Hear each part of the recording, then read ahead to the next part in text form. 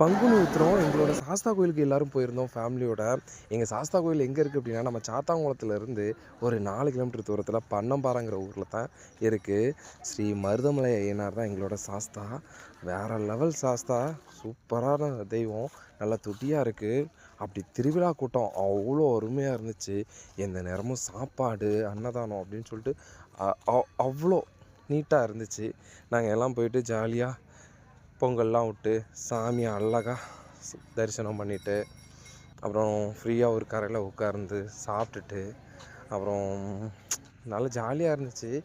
எங்கள் சாஸ்தாவை மாதிரியே நீங்களும் சாஸ்தா வச்சுருப்பீங்க. உங்கள் சாஸ்தா எங்கே இருக்குது, உங்கள் சாஸ்தா பேர் என்ன அப்படின்னு சொல்லி சொல்லுங்கள் கமெண்ட்டில்.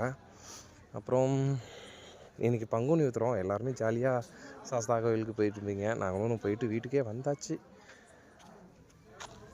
சாஸ்தாவை கும்பிட்றது அவ்வளோ ஈஸியான விஷயம் கிடையாது.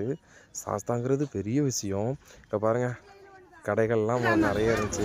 என் பையனுக்கு எங்கள் அம்மா நிறையா வாங்கி கொடுத்துட்ருந்தாங்க.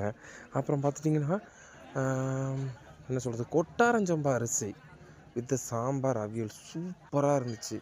ரொம்ப நாள் கழித்து கொட்டாரஞ்சம்பா அரிசி சாப்பிட்டோம். அவங்க அன்னதானம் பயங்கரமாக பண்ணிகிட்டு இருந்தாங்க. நல்லா இருந்துச்சு. ஒரு ஜாலியான ஒரு என்ஜாய்மெண்ட்டான ஒரு தரிசனம். சூப்பராக இருந்துச்சு. ஃபேமிலியோடு போயிட்டு வர்றதுக்கு எல்லோரும் அவங்க குலதெய்வத்தை மறக்காமல் கும்பிடுங்க, முன்னேறிடுறீங்க. சூப்பர்.